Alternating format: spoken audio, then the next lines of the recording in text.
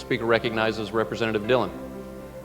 Thank you, Mr. Speaker. I appreciate the opportunity to speak, and in opposition to House Bill 4369, and I assume you will grant the same latitude to expound on this bill as previous speakers.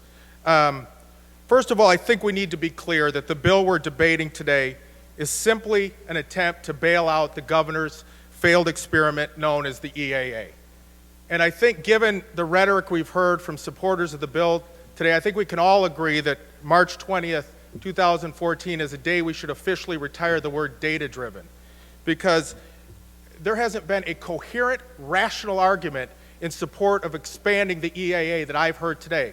What I've heard is that this bill, if we pass it, is somehow going to cure all of society's ills, even though we see the data shows that passage of this bill is going to expand an authority that has reduced student achievement.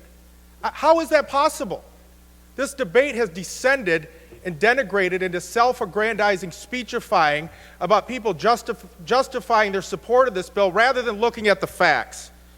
And despite the fact that supporters of the bill are trying to whitewash any reference to this education train wreck, this bill ensures that more kids, not less, are going to be subject to the same abysmal performance record as students who are currently and unfortunately stuck in the EAA. And the suggestion that opponents of this bill think that we want to have kids in Detroit stay in this while other kids aren't, we want all kids out of the EAA. It's failed. But it didn't have to be this way, Mr. Speaker. I've heard my colleague from Rochester and colleagues across the aisle saying that action is needed, that we have to do something. Well, we agree, we have to do something. But our something was a little different. Instead of piecing a bill together like Frankenstein, piece by piece through political compromises, backroom negotiations, making sure that we satisfy one person's need in one district versus another, our caucus actually went out last year and engaged in a 6-month exercise where we used research, we used data, we used input from educational experts to come up with an alternative to the EAA that does not have a failed state takeover model. In fact, it's a bill that members of this body discharged from committee last week and put on second reading. So either you agreed that this had merit or you used it as a political gimmick. Mr. Speaker, if this is such a good bill, why haven't we held a hearing since it came back from the Senate? Why not? We saw all the amendments today on the floor. This is so reminiscent. Anytime a controversial bill comes through here, we don't put it through a committee hearing. We jam amendments through on the floor. People are still having a chance to read it.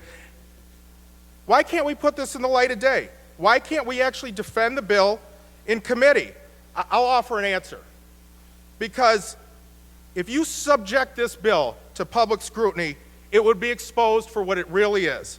Educational malpractice and profiteering masquerading itself as educational reform.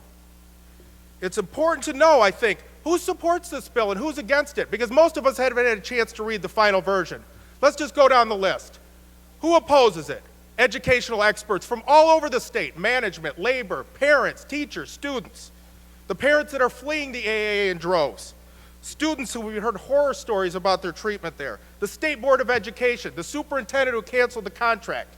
Who supports the EAA? The EAA. And who wouldn't? Because according to their last budget document, that authority is spending approximately $18,000 per child, using the governor's own metrics in terms of calculating per pupil expenses. $18,000 a child with no accountability and apparently no consequences if you fail. Why don't you give my district $18,000 per child? I can guarantee you their MEP scores would not be failing miserably. They'd be doing much better. Mr. Speaker, I want to compliment my colleague from Oakland County who has done incredible work in exposing the EAA for what it is, a flawed experiment on vulnerable children. That's what it is. No transparency. The fact that a colleague of ours had to spend over $2,000 to get basic public information about the goings-on of this district should tell you all you need to know about expanding it to your district, because it will come. It's going to be across the state. It's not good. I would offer you another insight about the lack of transparency. One of my colleagues from Detroit called for a resignation of the chancellor of the EAA. I'm not going to go that far, but I will tell you this. The last district that he ran and came in as a brilliant reformer and used this model, lost accreditation after he left. Guess who hired him after that? Governor Snyder. So again, the term data-driven should be retired from the lexicon of the governor and House Republicans at this point because it's rendered itself meaningless. And I will offer one last observation as we end debate on this bill.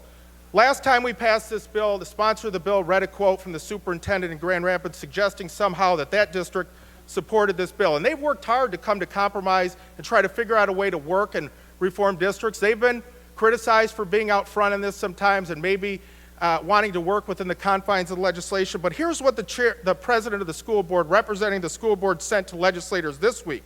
The reality is that the legislation is not needed, nor is it warranted, given the completely unproven results of the EAA. EAA schools are failing miserably. There is little firm evidence of improved outcomes for students. Mr. Speaker, I ask that my colleagues join with me in opposing this bill because public education should be the cornerstone of our democracy, not a commodity to be chipped away piece by piece and sold off to the highest bidder. Thank you. Thank you, Representative Dillon.